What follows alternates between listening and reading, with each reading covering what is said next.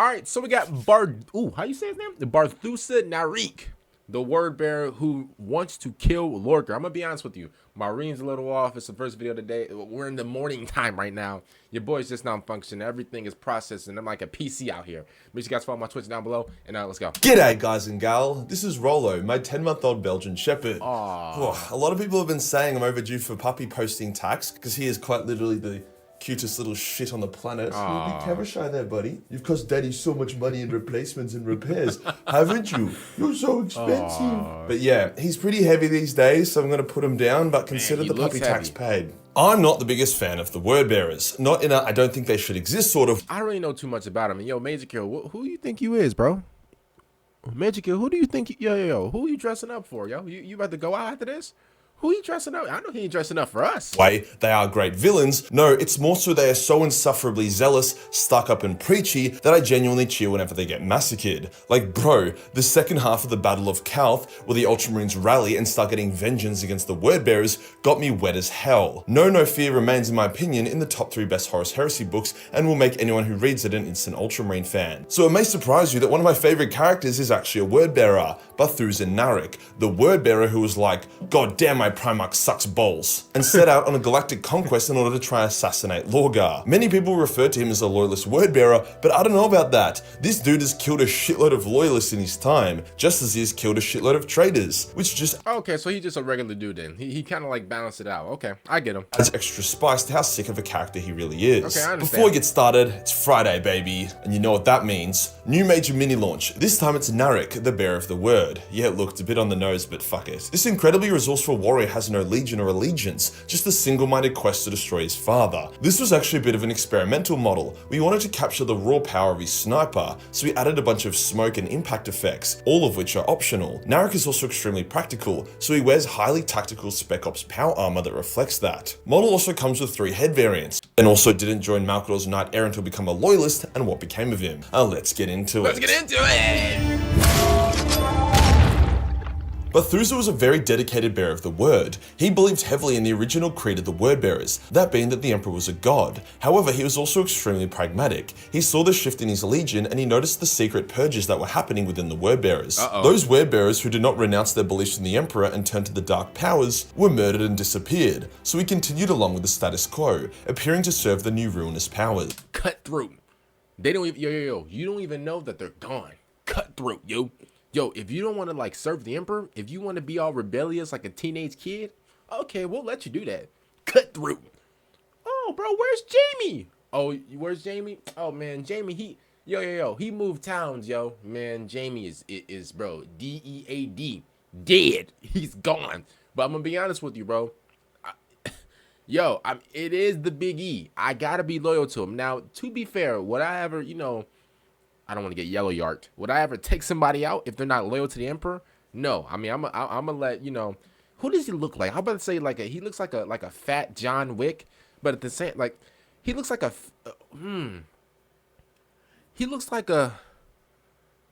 he looks like a bloated Drew McIntyre. We don't really know anything about Narek before the heresy or his early life, but from the bits and bobs we can collect, it's clear that he was a respected and fearsome word-bearer, known to be a killer, and was wickedly good with a gun, knife, or anything really. Yo, I take that back, yo. Yo, he looks like a handsome man, bro. I take that back.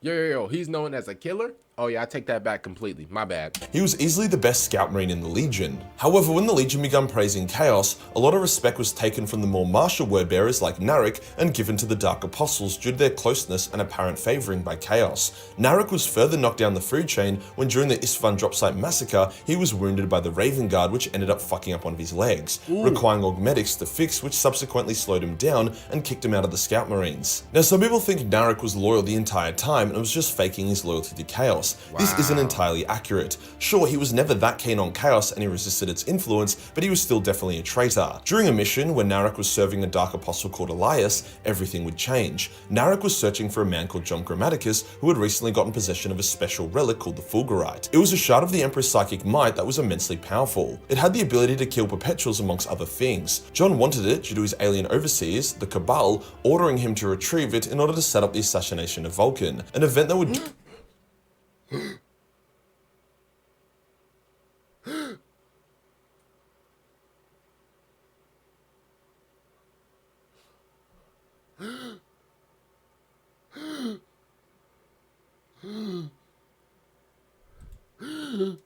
other things. John wanted it due to his alien overseers, the Cabal, ordering him to retrieve it in order to set up the assassination of Vulcan, an event that would doom the Loyalists and make an Imperial victory impossible. The Wordbearers wanted it for their own ends, thinking they could corrupt the power within it for their own goals. Whilst the squad of Loyalist Shattered Legionnaires...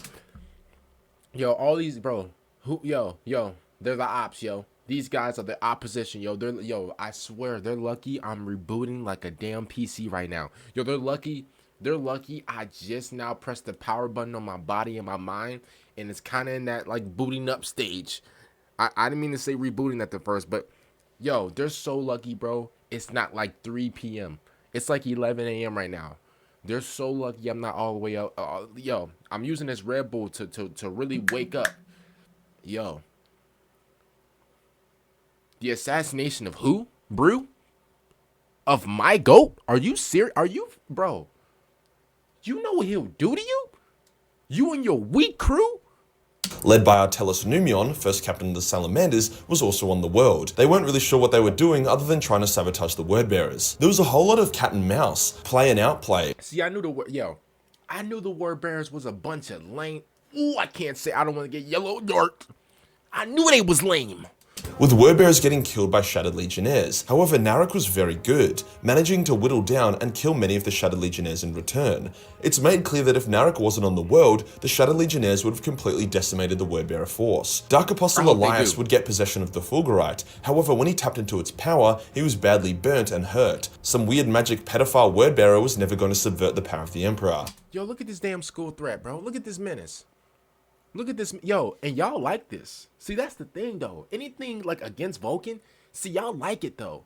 That's like what I'm just now figuring. Y'all love it, bro.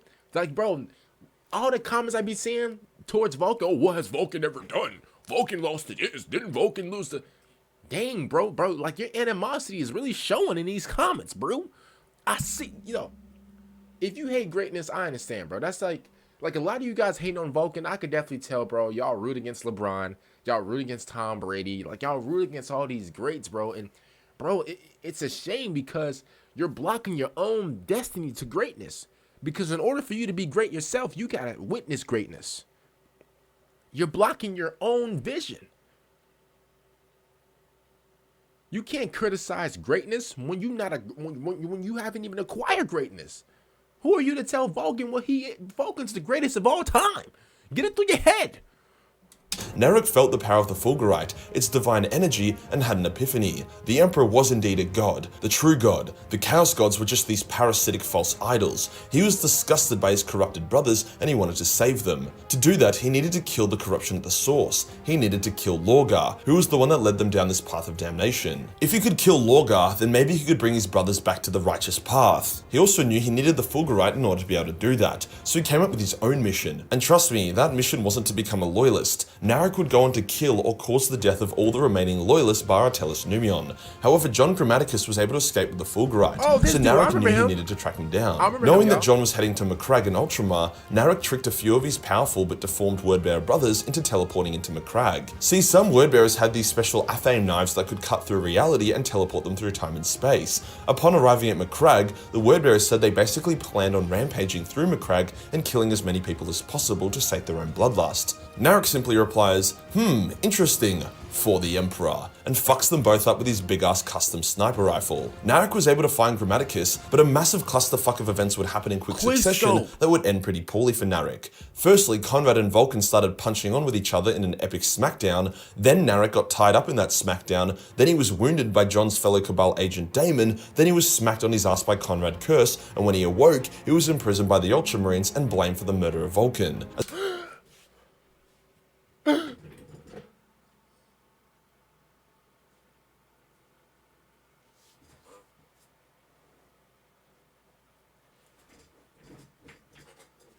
No! As a side note, which will become relevant later, John's original mission was to give the Fulgurite to Conrad Curse, who... Now, hold up. This John guy, we like him. The John dude, he's cool. Obviously, Conrad Curse, he's a bitch. We know that. Like, come on, bro. That's obvious. Like, bro, any 5-year-old knows that. then use it to permakill Vulcan, who was unkillable due to his perpetual powers. However, Eldar Ulthuan spoke to John and told him that he should stop betraying humanity, and that he instead should stab Vulcan, not Conrad. John decided to start batting for the good guys, stabbing Vulcan with the Fulgurite, apparently killing him. However, it was just step one on a long road to Vulcan's resurrection. Yeah. We know this. We know. Yo, John, shout out to you, bro. We know this. He stabbed him as like a part of the plan. Yo, John. See, hey, John, you're invited to the barbecue, yo. We know your whole plan, bro. We know, bro. We know. An eventual saving of the Imperium. Stuff, however, another party had been watching Narek during this time as well, Malkador the Sigillite. He saw Narek's resourcefulness and wanted to recruit him to become a legionless knights errant. Malkador, isn't that like the Malkador, that's like the Emperor's best friend, right? Or like the Primarch's uncle. However, he also knew that Narek was too much of a word bearer and he was too hell-bent on killing Lorgar to be reliable. So he sent a psychic warrior, Caspian Hecht, who rescued Narek and then attempted to override his personality with his own, which would make Narek loyal, reliable, whilst also keeping his skills and resourcefulness. However, during the psychic overwrite, Narek was able to kill Caspian. However, he still got mostly overwritten, thinking himself to be Caspian Hecht. He would link up with the Salamanders, led by Artellus Numion, who were taking Vulcan's corpse back to Nocturne, to either lay him to rest or try bring him back to life. The personality overwrite also changed Narek's appearance, so Numion didn't recognize him. As the Salamanders and Narek traveled to Nocturne, they were assailed by the Death Guard and Wordbearers. The Death Guard wanted Vulcan's corpse as a trophy. The Wordbearers wanted the Fulgurite that was still stuck in Vulcan's chair. Look at these money-hungry, disgusting fortune bitches. Look at these dirty, ugly, disgusting. Ooh, yo. First of all, the Death Watch, bro. I'm gonna keep it real for what it is. The Death Watch, y'all get paid nothing. You're doing this for nothing. You get paid to do nothing. Like, no. I'm sorry. You get paid to do nothing and you make no money. The fact that you're trying to get Vulcan as a trophy is absolutely disgusting. You guys are bums and your underwear smells like a melted banana. Think of that at what you will. Yo, the other who was the other guys? Who are the by the Death Guard and Wordbearers. The Death Guard wanted Vulcan's corpse as a trophy. Yo, the Wordbearers, bro. You're already the opposition. We already don't like you. Yo, the Wordbearers. Don't y'all have to attend like anger management classes? You crash outs, you damn school threats, you school snipers. Yo, let's just keep it real for what it is. Yo, the Wordbearers, nobody likes you. Nobody. Not even a crackhead on the street. Nobody likes you, Wordbearers, at all. Trying to get the thing that's inside Vulcan to try. Weirdos, yo. This is what I'm saying. See, look how valuable Vulcan is, bro. Like, and there's still people in the comments talking about, so, Vulcan, he's never done anything. The Wordbearers wanted the Fulgurite that was still stuck in Vulcan's chair. This nigga's literally the best ever. Come on, man. As a secondary objective, the Wordbearers were also hunting Narek. A Wordbearer who turned their back on Lorgar could not be suffered to live. Narek fought hard and killed many of his former brothers. However, his identity was eventually unveiled to himself, the Wordbearers, and the Salamanders, putting him in a pretty dicey situation. Nobody liked Narek. In an especially badass scene, there was this Wordbearer champion who'd been hyped up all book. He was a beast and had killed multiple Salamander characters. He was personally hunting Narek and it set up a massive showdown. However, it all ended when Narek used the Salamander as unwitting bait, then said Lamau before blowing the Wordbearer champion's head clean off with a single bullet. Narek didn't even break a sweat. Quick scope! I know there's somebody you loves me.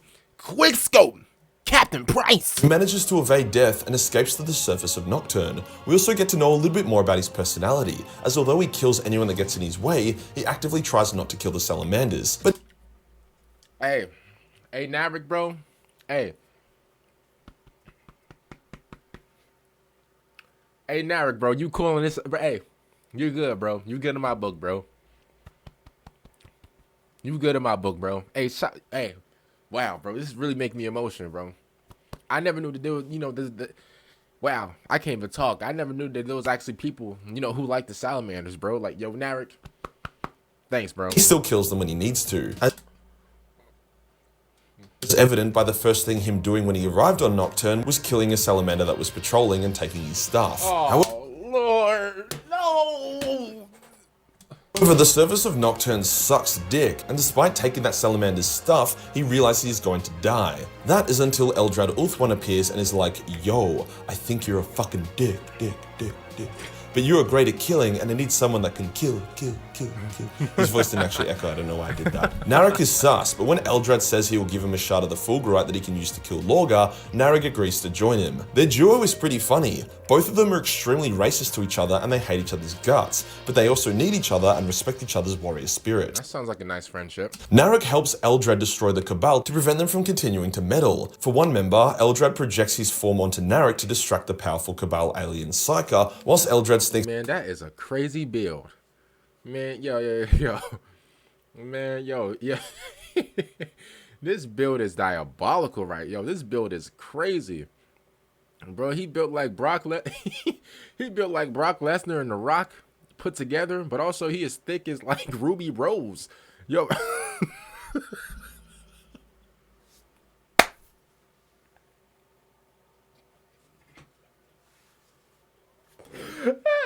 Hey, don't ask me how I know who Ruby Rose is. She's popular on Twitter and stuff like that. That's what I mean.